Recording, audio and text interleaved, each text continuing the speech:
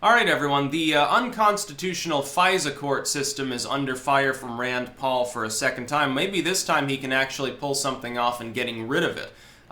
What a FISA court is, long story short, for those who don't know, is it's an unconstitutional, non-public style, very opaque court system that's been set up by the government to work around the Constitution by issuing blanket warrants that themselves blatantly violate the right to privacy. A warrant is supposed to be for a more specific set of criteria. That is, you're conducting surveillance on a person or a specific organization. With a FISA court, because you have mass surveillance, all you have to do is get a list of names that a computer has organized at some NSA server base. Oh, this list of 500,000 names, we need to conduct surveillance on them because they were marked as potentially troublesome. We need a warrant. They go to the FISA court, they get a rubber-stamped warrant. I think it was like post 95% of the time they sign the warrant. And somehow, despite the fact that the judges do not ever receive specific criteria for each individual, despite the fact that it's partially automated and unconstitutional to even conduct such levels of surveillance under our Constitution, somehow they continue to do it and they haven't faced any significant reprisal. Now, Rand before stood against this in the wake of the NSA stuff.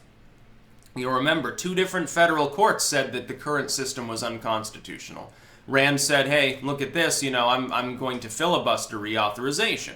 At the time, Mitch Bitch McConnell and Ted Fuck-Up Cruz stood in his way and said, we'll address it. See, what the federal courts did is they could have just decided, hey, the NSA needs to suspend these operations. They're not constitutional. It's going to need to go before the Supreme Court to gain authorization to actually continue this program and what justification it's using.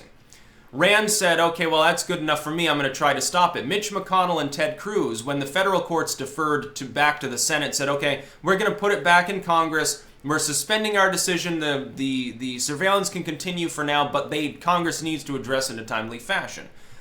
What was decided by the top Republicans, totally ignoring Rand Paul's efforts at the time, was that instead of actually addressing the fundamental concern of violating the Constitution, they would simply privatize the abuse in part. They would say, okay, well, we're simply going to store all of this data, which it's been ruled unconstitutional what we're doing. We're simply going to take the data and offshore it to private companies. We're going to make them store all the personal data that we want to dig through. And then we'll also have to give their permission, like they're going to say no, because it's going to be another rubber stamping process. It is a constitutional workaround. The NSA's surveillance apparatus has been carefully designed to skirt the Constitution. I would not be surprised, by the way, if U.S. groups, when they can't get their way through the FISA court, in the rare case the FISA court says no, they allow some foreign entity to do the spying through a middleman company. They then buy that data through their data sharing programs and then supply data on U.S. citizens to foreign groups. I guarantee you that it happens. In fact, it probably happens more often than not that they do that.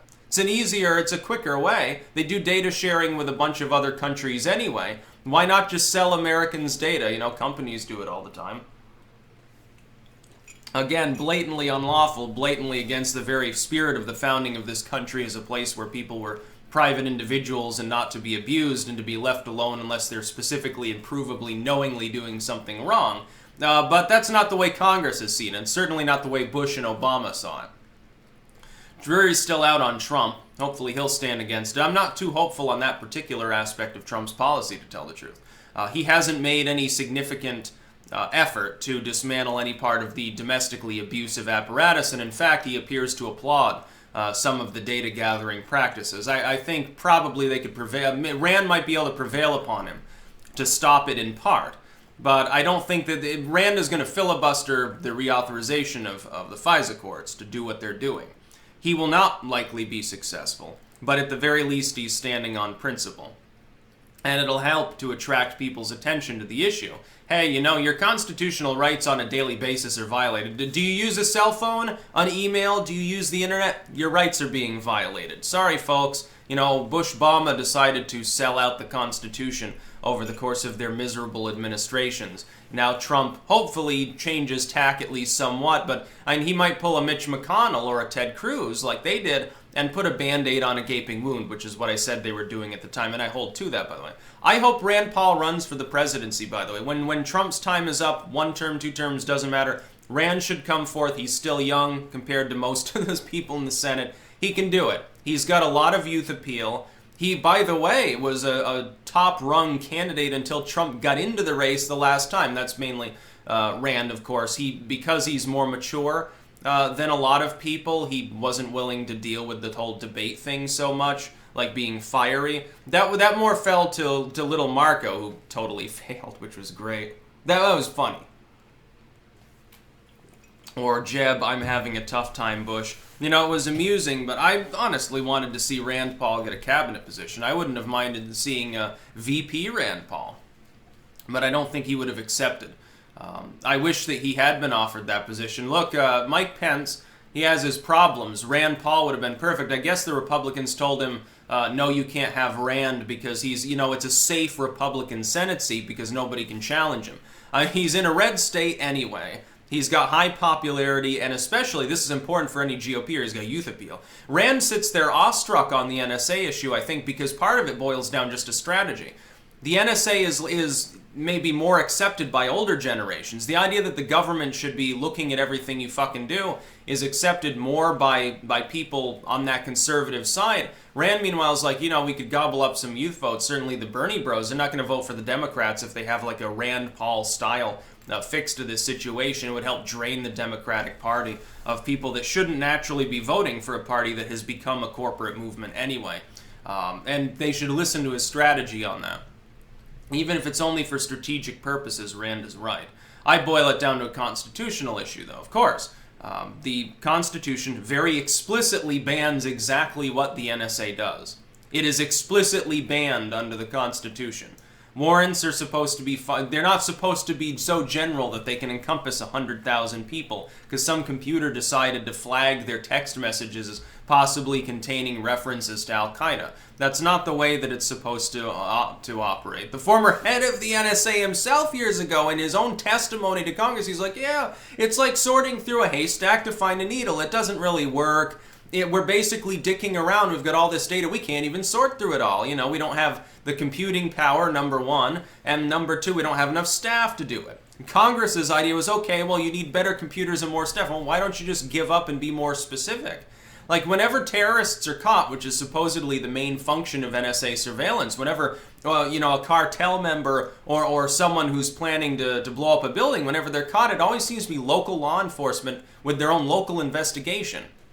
Local law enforcement. Occasionally the FBI. Sometimes is stopped, like in Garland. The shooter there was stopped by a mall cop. The NSA wasn't involved. The NSA didn't know what was going on.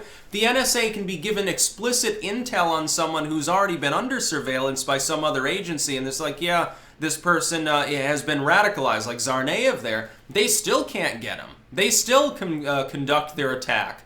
And then it takes several days to get his brother. So, I mean, come on, dude. They're obviously not doing their just. Something's wrong with what the NSA is doing simply because they're ineffective. Even if you're going to make the argument, well, we need the security, okay. Can it be effective security at least? Because right now it seems that they're very, very hit or miss and a lot more misses. Yeah, let's just say you probably wouldn't choose them first for your baseball team. That's, you know, it's ludicrous what they're doing. Rand is correct. We should rescind it altogether. The FISA court shouldn't even exist. It's unconstitutional.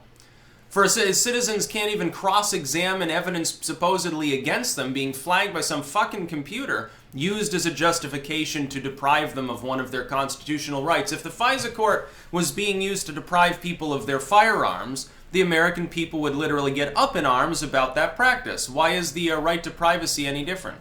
You lose one right, you lose them all. That's about all. Peace out.